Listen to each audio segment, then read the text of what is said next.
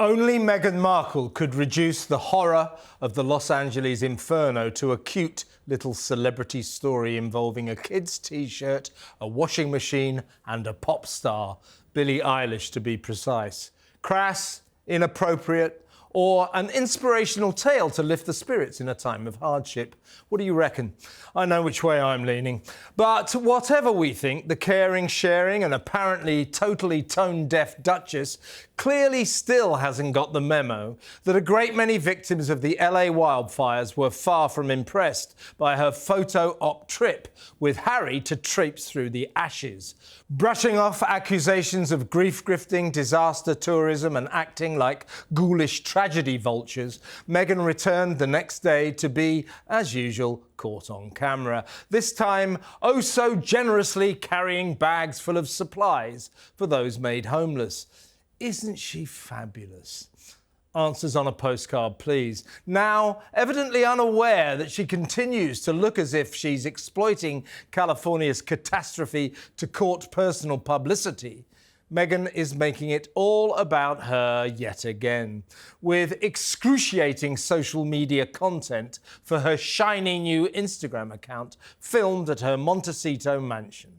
Beaming Meg gushing about how she met a distraught mother whose principal concern was not so much the loss of her home, but more the destruction of her washing machine in which she was spin-drying her daughter's cherished Billie Eilish T-shirt. Really? Modestly, despite her plethora of incredibly famous pals, Meg conceded that she did not know Ms. Eilish. But phew, she was on the case. And here the Royal Angel of Mercy is 3 weeks later excitedly opening packages of gaudy merchandise sent by the singer herself. Altogether now, amazing! OK, though, a pleasant enough anecdote and nice for the traumatised teen who not only lost her home, but also her T-shirt. But why did Miss Markle have to post filmic proof of her wonderfulness for all to see? Call it theatrical altruism. In Meg's world, good deeds must not only be done, they must be seen to be done. This woman really has swallowed a bucket full of boring pills. The name-dropping T-shirt video lasts just 1 minute and 26 seconds, and yet somehow manages to be epically tedious. Don't know about you, but I was like, for God's sake, get on with it. Anyway, let's hope for her sake that her transparently desperate attempt to shake off the mantle of the toxic bullying allegations in Vanity Fair's shock 8,000 World report do the trick. Because, make no mistake, the Duchess of Sussex's entire showbiz future now rests on her Netflix cooking show with Love Meghan. At a Tinseltown launch event, the streaming giant's content chief, Bella Bajaria, appeared to stand foursquare behind her company's $100 million deal with their Montecito Majesties. But in the glossy promotional presentation, there was no mention of Meghan. And after the gruesome twosome, stupefyingly dull series Polo sank without trace, they need a hit, and they need one fast. As Vanity Fair reported, disillusioned with Hollywood and bemused by his wife's manic pursuit of fame and fortune, Harry doesn't really care. He just wants to shake hands and kiss babies on pretend royal tours. But the feverishly ambitious Meghan is banking on her 8-part series to finally make the grade. Good luck with that. Postponed from early January until March the 4th, while the selfless Duchess focuses on, and I quote, the needs of those impacted by the wildfires in my home state of California. Her programme is all about baking cakes for mates, freezing edible flowers into ice cubes, and frolicking in the West Coast sun. I simply can wait. The nauseatingly cosy trailer featuring the designer-clad Duchess and her expensively dressed wealthy friends in a $5 million house rented as a film studio was almost as startlingly tone deaf as her woeful washing machine video. When millions of Americans and Brits and people all over the world are struggling in the cost of living crisis, Meghan's telling us how to make ladybird-shaped canapes. Out of touch, doesn't even begin to cover it. Now, before we discuss Meghan's entry onto Instagram yet again, let's take a look at the video in question. About 2 or 3 weeks ago, when my husband and I were in Altadena, we went to a community where all the homes were left in ashes. All that she'd been looking for in her home was the t-shirt from the Billie Eilish concert that she had just gone to that she left in the washing machine or the dryer. And of course, they now see their home and the washing machine and the dryer are ash. They're not there anymore. And so I said, well, I don't know Billie Eilish, but I'm going to figure out how to get you this shirt.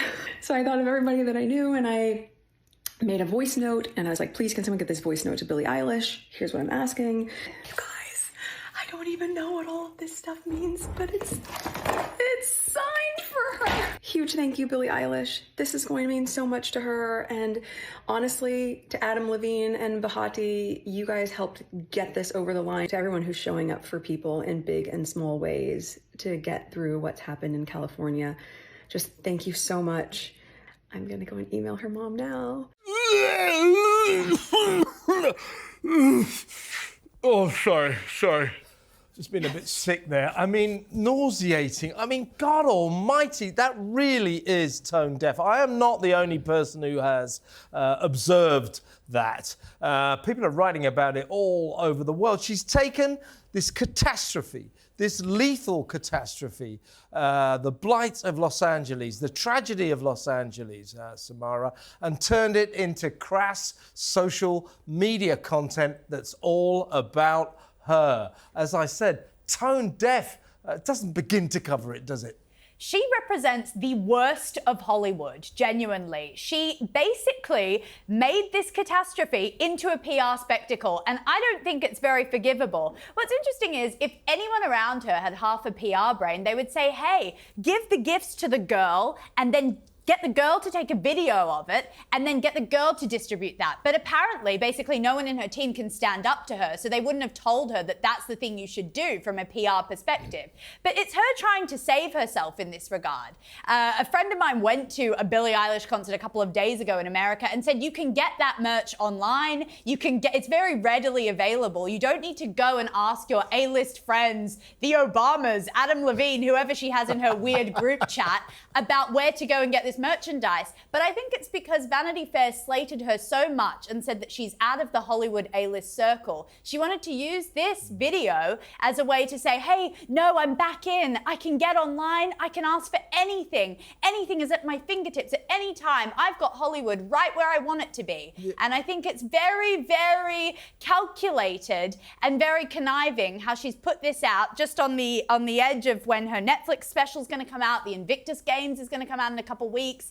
She's using her platform for weird, superfluous things. She's honestly, Andrew, I mean, she's just useless, isn't she? I mean, she just doesn't get it. That has rebounded. The backlash to that video is global. Yeah. Even the posh Spectator magazine here has written a great big piece about it and saying, does this woman not get anything? And you're outrageous. You're absolutely right, Kevin. And what happens is it's so predictable. As soon as you start virtual signalling, which is what this is, saying how wonderful I am. But Samara makes a great point. I looked just before we came on Billie Eilish's website, and I could buy all of these T-shirts and send it anonymously without the tears and so on and so forth. What I would say, however, is a good friend who I met down in Cannes was somebody who, I thank you, I had lunch with her. Was it the film festival? It was the film festival. Someone famous? It was somebody famous. You're worse than Meghan. I was, no, but this is Meghan's best friend, and she calls her the most glorious person. Somebody called lunch with her, Abigail. didn't you? I did. Yeah. Abigail Spencer, and I had lunch with her, and somebody called Rick Astley, whoever he is. And we turned around, and she was saying the most glorious person. So to the people who get it right, she gets it right and she's really good friends. To the others, it's such a bad PR message. And anybody advising her, it's so predictable, the backlash to this. Don't virtual signal. If you're right, if the little girl unpacked it and acted surprised and posted a video, that would have been glorious. Billie Eilish sending a personal message would have been glorious. booking these things on a website I could have had to you this afternoon without phoning around all my celebrity mates. Yeah, I don't know who Rick Astley is, but as a friend, Andrew, I'm never going to give you up. Never let me down. See, she didn't even get it. See, I don't know why I bother. Why I bother? Right up there, wasn't it? No, She's but still struggling. the thing is, no one knows who Rick Astley or Abigail is, and you know why? Because Well, they do know who Rick Astley They is. know who Rick Astley is. Never going to give you up. Come on, never going to let you down. Never going to come What's that? fall around and desert you. He had one hit, but he remains He famous. has for loads it. of great voice. He's one of these guys who's very famous because he had one hit. I mean, you know, she has this coterie, this small coterie of people who basically, I think she sends out Samara to say nice things about her. That coterie is reducing by the week. Fewer and fewer people are prepared to talk well of her. But as you quite rightly say, I mean, she likes to give the impression, well, what I did is I don't know Billie Eilish, but I made a few calls with my famous celebrity pals. I got the number, and Billie personally sent me this. What this would have been is, Meghan's PR gets hold of Billie Eilish's PR and they dump all that crap on her at Montecito. Correct. You know, Yeah, and then correct. now that poor girl's got to be in receipt of it all. Literally, the reason I needed notes is to basically say that some Pussycat Dolls singer, Aubrey O'Day, is literally the only celebrity that's come out to bat for her over this. Aubrey O'Day. Aubrey What the hell O'Day. is Aubrey O'Day? She's the only person that's been documented online as defending Meghan over this shambolic video. Where's Megan Thee Stallion? Where's Beyonce? All those celebrities that turned her down to go on her podcast. She's not in with the crowd anymore, and she's really struggling, as you can see. And this desperate little attempt to say that she is, because she could pull strings to get some Billie Eilish merch you could get online. But the point that you ridiculous. make is absolutely right. But it's the sultans of spin, the PR people who are to blame for this, because they would know the backlash in the current climate. I'm going to pull you up on that, Andrew. She will not listen to anyone. What was that? She will not listen to What's anyone. That's the thing. Yes. That's a pretty crap joke. My thing about Never Going to Give You Up, now, Yes. that was Oh, that was quality. good, it was That good. was rubbish. But she won't listen to anybody. Yes. Correct. If she's just surrounded by any PRs, any publicists who know what they're doing, they would have said, no, this won't look right. absolutely right. And the chances are they did. She will have ignored them. She's notorious. She never listens to anyone.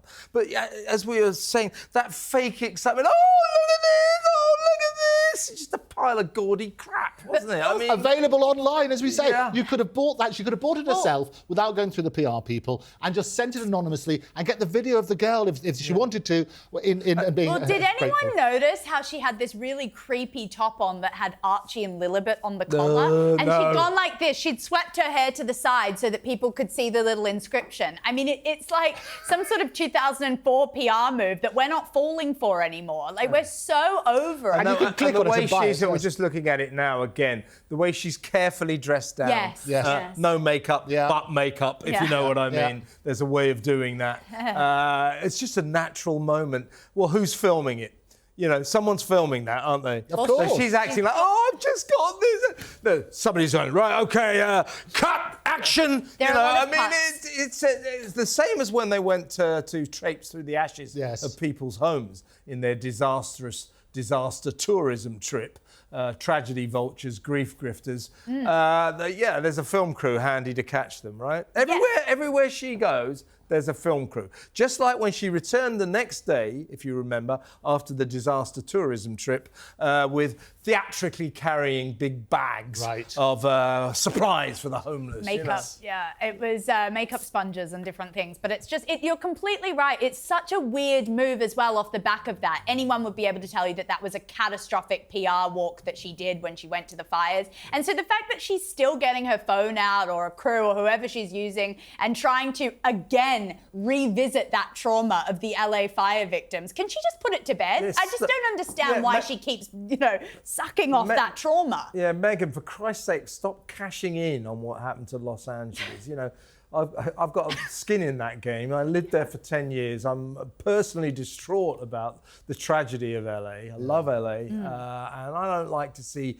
people using it as a method to create social media content and allegedly good publicity for themselves, which is what she's obviously doing. But it's not working because the backlash is extreme. Let's talk a little bit about why she's doing this. I'll tell you why she's doing this. She's trying to blot out this avalanche of terrible publicity she's been receiving now for months about the allegations, I think we pretty much say the fact that she bullies her staff like there's no tomorrow, leaving them traumatised, leaving one guy or woman, we're not sure, I think it was a woman, had to go into long-term therapy. There's the list of people who've quit Archwell is now around about 30 over the years. They call themselves the Sussex Survivors Club, and they run for the hills and they tell their stories to first the Hollywood Reporter and now Vanity Fair. In Tinseltown, she is seen as toxic, she is seen as an awful bully and frankly a hypocrite and someone who tries to project a wrong impression of herself as a lovely person when she's not. That is the impression everyone's got. So this video is an attempt to blot that out. Not going to work, is it? It's definitely not going to work. And I always say history repeats itself because people don't learn the lessons from history. And you're right, people who sort of shoehorn themselves into disaster to make them look as though they're the heroes saving everybody, it's never worked. And so if she doesn't listen to her PR people, at least listen to your friends who would advise you. Yeah. Your celebrity friends who've been there and had that backlash. It was the constant name dropping, wasn't it, that wasn't needed. That was her attempt. That was the whole narrative of that video. That was her attempt to say, no, I'm in with Hollywood. Don't listen to Vanity Fair. I'm in with Hollywood, but I don't know who Billy is. What I think is also what I think is significant. No sign of Harry. Harry is clearly just had it with all this stuff. He just doesn't care anymore.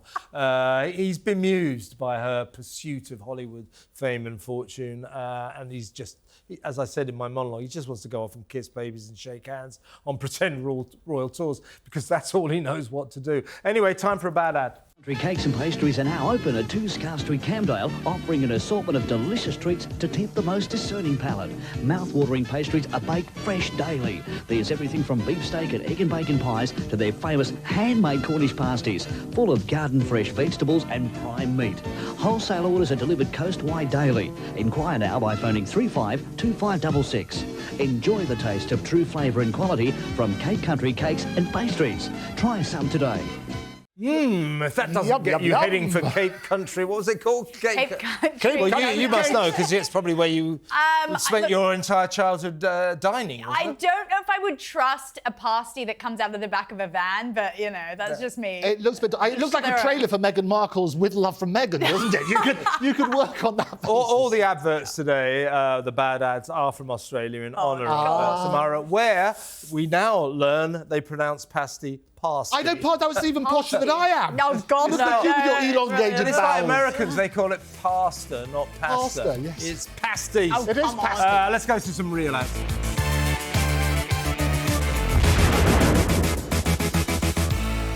What just happened?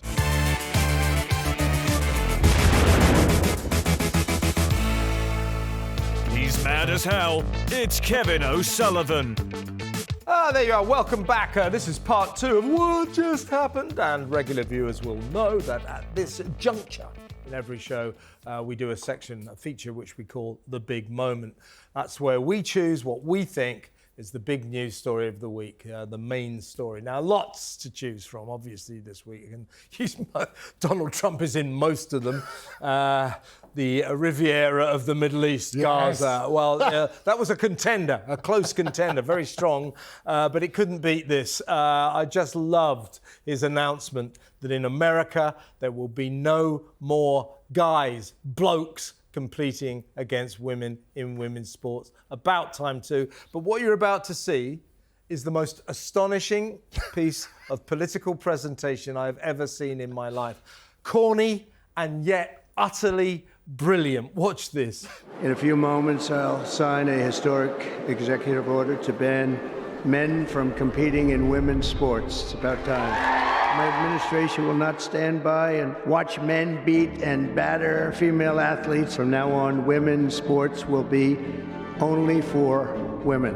In recent years, the radical left has waged an all-out campaign to erase the very concept of biological sex and replace it with a militant transgender ideology. We're honored to be joined today by many incredible advocates for women's sports, including the brave swimmer at the forefront of this battle. And Riley Gaines is a person that I've been watching.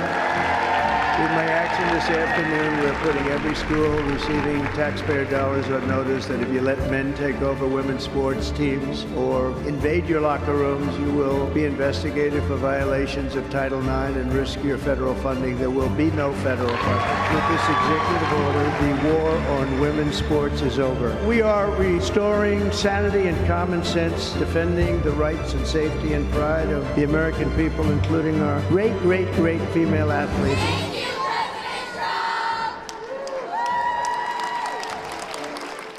God bless America. Just amazing. That is presentation. I watched that. And by the way, I love the message. Yes. I mean, that's the main thing. And we'll discuss that in just a second.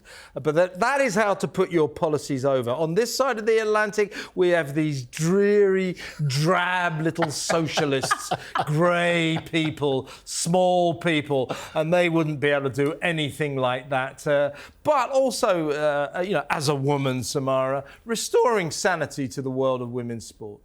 Yeah, I mean, it's such a historic day for women's rights, and America always sets a great precedent when it comes to the... Well, it actually kind of brought us back, and then it's now bringing us forward. But it's setting a very good precedent, and I really hope that the UK follows suit with this. I mean, talk about king of the optics. A lot of these sort of declarations are signed in dark little back rooms. Trump knows how to bring that message out to the people and make it a global edict. No, we will not state sanction, people bashing women up like we saw in the Olympics just a couple of months ago. And, different other horrible stories like Leah Thomas, who was constantly taking funding that was meant for women in the United States. I am so glad that Trump has stepped up and actually become the ultra-feminist. It wasn't on my bingo card for 2025, but, it's happening. Leah Thomas sums up the catastrophe of what's been happening in the world of athletics. A crap male swimmer. Couldn't win 127, to be honest with you. And guess what? How can I win? I know, I'll pretend I'm a woman. Yeah. And not only started beating the women left, right and centre in the pool, used to wander around the changing rooms, the women's changing rooms, with his penis hanging out. Now, that is disgusting and it is wrong. And women don't want men in their changing rooms, and they certainly don't want to compete against them. And I think one of the saddest sights I've ever seen, Andrew, back in the Olympics, was the Italian and then the Albanian blokes bashing the hell out of women. Yeah. I mean, what on earth is going on? No, you're absolutely right. And what Trump has done brilliantly is get clarity. The problem with the Olympic stuff, Imane Khalif is what it was, and the boxer there, and turn around. And what the IOC did in their rules, they said that the determination is according to your passport. So if it says you're female on your passport, then that's what happens. So it's the IOC's fault on that sort of basis. It's about respect to everybody in the conversation. And it has to be respect for women and having their own spaces, their own sports. It's wrong. J.K. Rowling, as in bowling, has been a big advocate for this. A lot of people are coming out and saying, at long last, common sense has to prevail. The reason you make the difference about men and women's sport is men are stronger. It's that simple. So you have that sort of basis that any sports that rely on strength, physical strength, you make the distinction.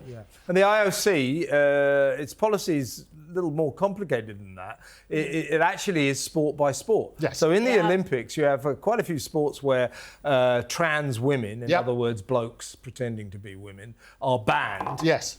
From competing against women, and yet other sports they are allowed to do it, including boxing, which is ridiculous. Crazy. And that is the system here in Britain as well to this day, to the eternal shame of the Culture and Sport Secretary, Lisa Nandy, who continues to stick by this, betraying her fellow women. It's a disgrace. It absolutely is. And the thing is that it's not just at the Olympic level and at these really high levels of sport that we see trans athletes dominating and destroying women's opportunities. It's actually at the lower levels. And I think that's also what Trump highlighted so beautifully in that video, is you see all these young girls who were also being forced to compete alongside so-called trans athletes within their sort of sect. And it's very interesting to see that he's got the massive support of women. All these trans rights activists want to say that, you know, everyone's against this, everyone's a transphobe who's against this. Look at this, okay? This is massive support for an issue, and I'm so sick of the minority of trans people dictating how women should live their lives. It's not up to you. And you never see it. You're right. You never see it the other way. You don't see people who who started as women and then trans to men. You don't see them dominating the sports on that sort of basis. It's a good point. It's one-way traffic. Absolutely. By the way, when we at the end of every section, I've got a new idea. Before we go to the break, can you both say thank you, Mr. President, or thank you, Mr. Presenter? Yeah, we'll do that to you. What do you think? What do you think? Good. But yeah, I mean, not only was that fantastic to watch. Yes. I mean, you know, Donald Trump. What we have to accept, he's an unusual man. Oh, gloriously He's an incredibly impressive man. You know, I can understand why people take against him. Of course. I mean, he's a bit of a big head. Yes. But my God, is he working wonders in America. I know we're only in the announcement stage, but, I mean, dynamic. Yeah. Man, this guy is dynamic. And it's very simple, isn't it? Every single message that he's done is ticking a box of people who've been voting against that for so long. When he talks about the oil drill, baby drill, he'll make this wonderful sound. But it's also promises made, promises kept. He said he was going to do all this stuff. He's actually doing it weeks within him being elected. A lot of leaders will go along the line and sort of work through stuff for months. He just wants to get it done. He's a deal maker. Meanwhile, his old rival, Joe Biden, has got a new future in show business. Now, when I was based in Hollywood, CAA, Creative Artists Agency, were the #1 agency. They were massive. Now, I can only assume they've fallen on hard times because guess who their latest big celebrity signing is? Hey. It's old Sleepy Joe. Here's Donald Trump reacting to that news. What do you think about Joe Biden signing on with a talent agency? You gotta be kidding. He signed on with a talent agency? Yes, he's got some entertainment agents now. I think he's got bigger problems than that. I really do. I think he's got much bigger problems than that, but I wish him well.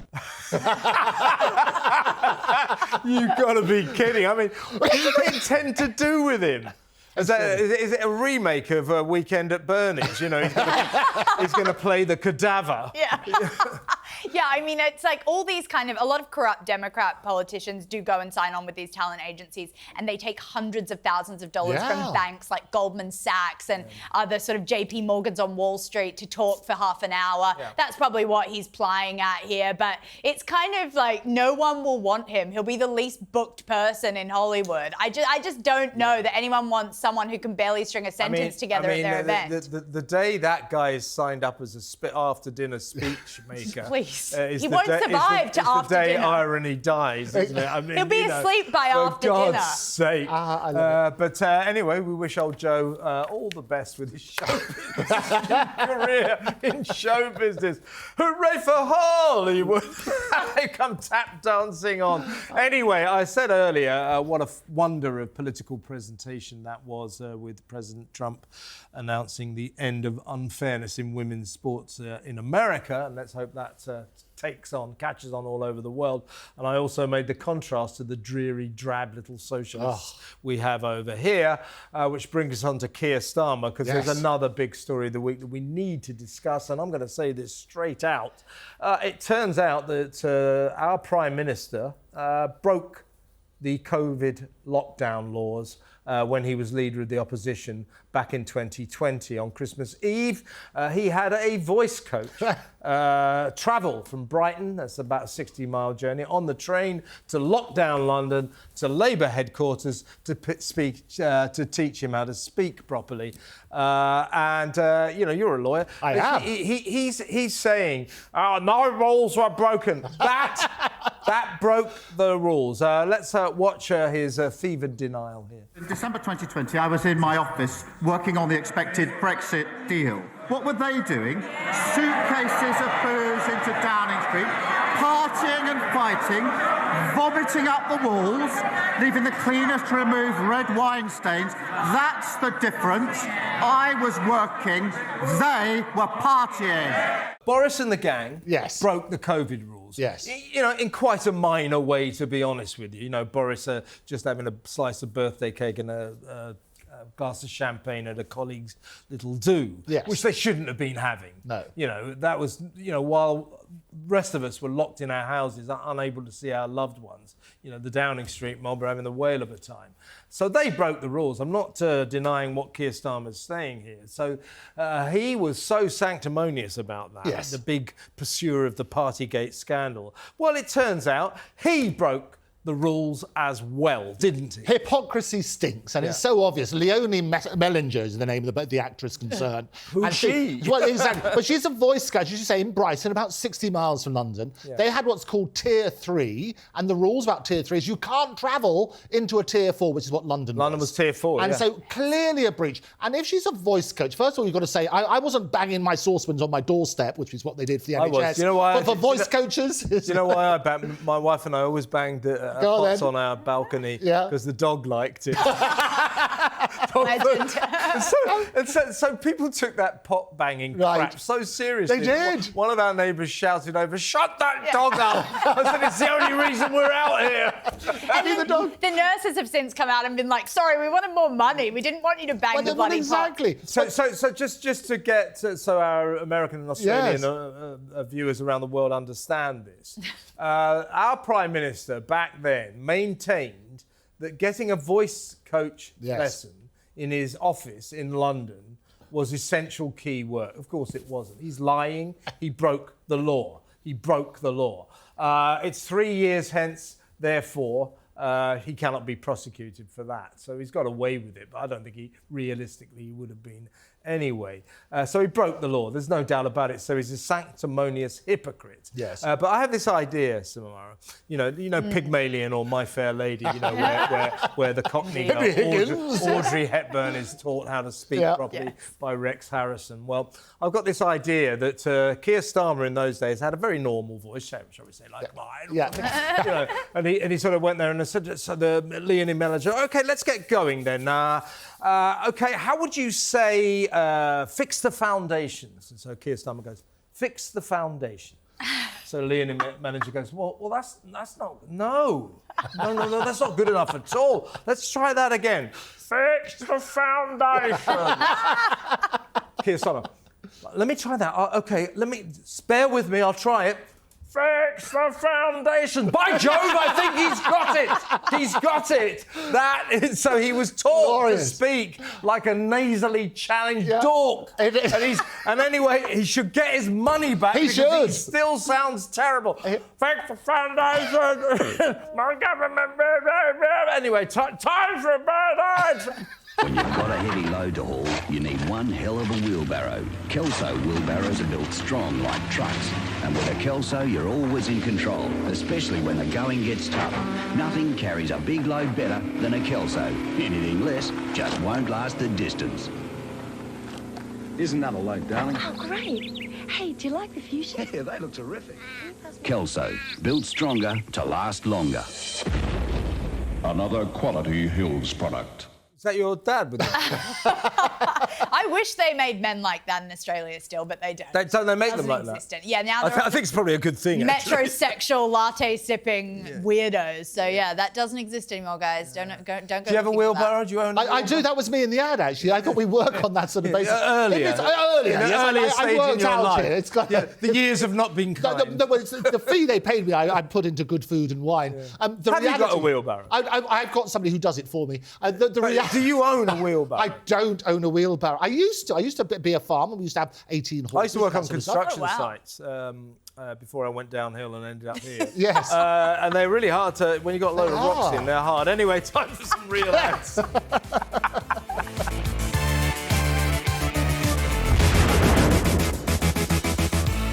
What just happened?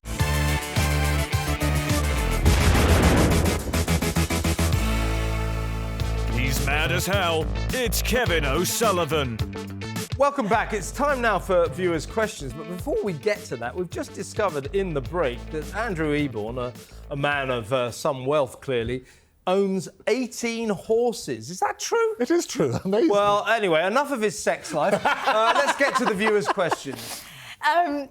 Conservative leader Kemi Badenoch says migrants claiming benefits should be banned from becoming British citizens. What do you think, Kevin? Absolutely. This is the Conservative leader, Kemi Badenoch, who frankly is about as much use as a chocolate teapot in front of a fire. But honestly, she's hopeless. But she's finally, she said, "Oh, there will be no policies for 2 years." That's a good way to be leader of the opposition, isn't it? Well, I know for a fact that her shadow cabinet ministers have been saying to her, "You've got to come up with some policies." So suddenly, this week, she's blurted out this thing about a crackdown on migrants who come here, asylum seekers, saying that if they ever claim benefits, you know, rather than working, welfare payments, then they will never become citizens. I guess I agree with that. And also, they can't become citizens now for at least 10 years. Yes. The limit now is 5 years. I mean, it's all right, but it's just messing around the edges, isn't it, Samara? She's coming up with these extremely drab and drear policies that aren't even headline making, and that's exactly what she shouldn't be doing. She should be doing the exact opposite. I was saying to you this morning, she can do actually whatever and say whatever she wants right now. She's got quite a few years before she's going to get elected, so she could basically come up with any policy. Promise everything. And yeah, she could, and that's what the Conservatives aren't doing for some reason. It's ridiculous. She's so bad at this political game. I know. Honestly. I said this out. You know, she should be putting a migration cap, a cap on the numbers. And I know for a fact that she said, yes, but suppose we get it wrong. You know, it's like, who cares? Doesn't matter. 4 years, Doesn't you matter. idiot, 4 years. Promise the I mean, you know, if I was the leader of the opposition, I'd say, vote for me, and I'll give you £1 million each. Exactly. But that's kind of what Nigel Farage, who's the leader of Reform, is doing at the moment, and it's actually working for them. Look at the polls. They're skyrocketing because he's saying what the people want to hear. He's gauging the public and making policies around that. Also, he comes across as authentic, that he does intend to deliver. Of course. He knows how to speak to the people. Yes. Kemi Badenoch is a creature of the Westminster bubble. She lives in Westminster. She doesn't understand ordinary people. And I'm interested to get your take on this, Andrew, because all these, they won't be the citizens for 10 years and all this kind of stuff. You know, I don't disapprove of that. I think we should make the conditions tougher for people to settle here permanently.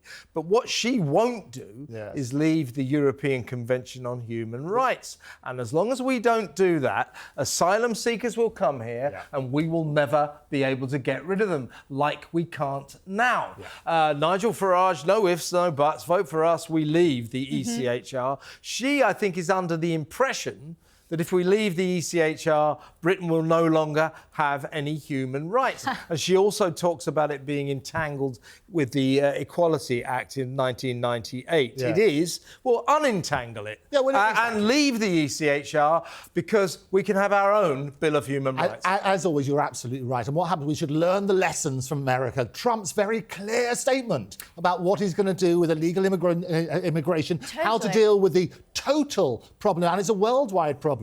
His very clear message to the electorate is a real vote winner, as people can see. That's why Nigel Farage, when he makes his statements, he's very clear what he's going to try and do. Kemi Badenoch, in order to win them over, needs to learn lessons from Trump. But learn the lesson from Australia. We don't have an ECHR and we have human rights. Everything's fine. Too many. Yeah, exactly. Far too many human rights. So that's why I'm here. You're drowning in human rights. Wheelbarrows. Let's do another question. West Yorkshire Police has been criticised for spending £1.4 million on DEI jobs. Is this money well spent? Well, it's diversity, equality and inclusion, of course. No, it's not. And two of them, there's a couple of coppers there getting... the one who's in head, he's a copper, who's head of diversity, equality and inclusion in West Yorkshire. For the viewers around the world, that's a kind of county, you know, somewhere up in the north. I've never been north myself, but I hear it's very nice. No, actually, it's a very nice part of the world. Anyway, it's quite a big county. But the top cop there in charge of diversity gets 94,000. Another one gets 91,000. About 12 get about 60,000. £150,000. So we're talking for the American, we're talking $150,000 a year here to be inclined. I mean, no, of course they should. 19 people in a single police force just doing diversity, equality and inclusivity. I say drop all that. Here's an idea. Get on the beat and arrest the bad guys. How about that? It's so interesting because over in America they've gotten rid of DEI and the country hasn't crumbled. Nothing devastating has happened. So there's clearly literally no need for these jobs. I mean, they're just all sort of little symbolic pieces of, oh, we feel good now. Everyone's feelings are thought about. Yeah, absolutely. The thing is, Andrew, diversity, equality and inclusivity. By the way, I just got to say, the NHS are now advertising, there's a story that's emerged today, for a head of, wait for it, equality, diversity and inclusivity. So it's a time of change, folks. DEI in the NHS has become EDI. I am Mr. Acronym. But seriously, DEI has been around since the 1960s. It has. And when it was brought in as a concept, it was a very good concept. It was to create a level playing field. These were times where people were prejudiced against for their colour, for their class, for their creed, for their disabilities, and DEI then was a great idea. Absolutely. We've taken the concept and we've turned it into a monster. It is now not about equality, it is about inequality. Diversity is a monster that's ruining this country. Absolutely. Now. And however much you juggle with the letters, however much of a vowel movement it might be, the reality is the same. Anyway, time for a bad ad.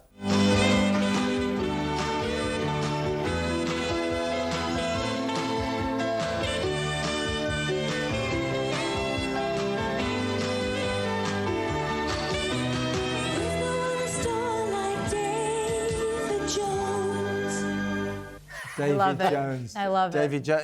In America, it's called Davy Jones. Davy Jones's Locker. Davy Crockett. It's one of the best stores ever. Is it? Yeah, it's great. Yeah, it's our version of Harrods. Which is a massive department store, or Bergdorf Goodman's if you're in the States. It's a great store. As you can see, that ad was made yesterday. Looks a little bit tacky to me. We're a little but bit I suppose behind. you set the bar low down under, right? Hey. in all the ways, you know. I don't know. It's 20 years behind, yes, but we love it. That didn't come out well, did it? You set the bar low down under. I meant Australia. On that bombshell, I think we better go to another break.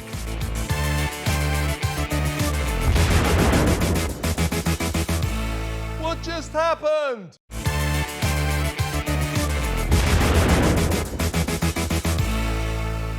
He's mad as hell. It's Kevin O'Sullivan. Welcome back. I still can't believe that we actually get complaints, but we do. So here we go. This is the complaints department where we sift through a few of the thousands of messages, I'm not exaggerating, that you wonderful people are kind enough to send us. So here's a section and I'll respond and we'll kind of go through them. So take it away. Ladies first, Andrew. Thank you. Kevin is a disgusting person who is trying to destroy innocent people's reputation. Stop spreading hate speech about others, Kevin. Kevin is a toxic person and people can sue him for defamation. Yeah, but in terms of the messages, what have you got? Enough about what you think about me, but who was that from? That's from your mother. Very passionate. From beyond the grave, that is spooky. But she always did say that about me. Who's it from? Oh, it's from, well, he's obviously used his proper name. It's LL4560. LL Cool J, perhaps. Well, LL4560, thanks. What can I say? You know, as long as you spell my name right, hey, everything is good publicity. Ask Meghan Markle. What do you got? Maria has said, that lady in the blue is a piece of work herself. I would be shamed if I had to make a living out of being a complete bitch. I don't care for Meghan, Harry, or any English royals, but I don't think these people are any better than the people that they trash.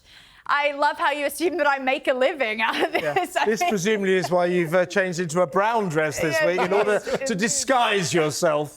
There was a whole YouTube channel made just to hate on me, just being on the show. Really? Yeah, I made that. It's going well, actually. I've got 100,000 subscribers. I'm making a fortune. I loved watching it and eating ice cream and crying over the weekend, so thanks, guys.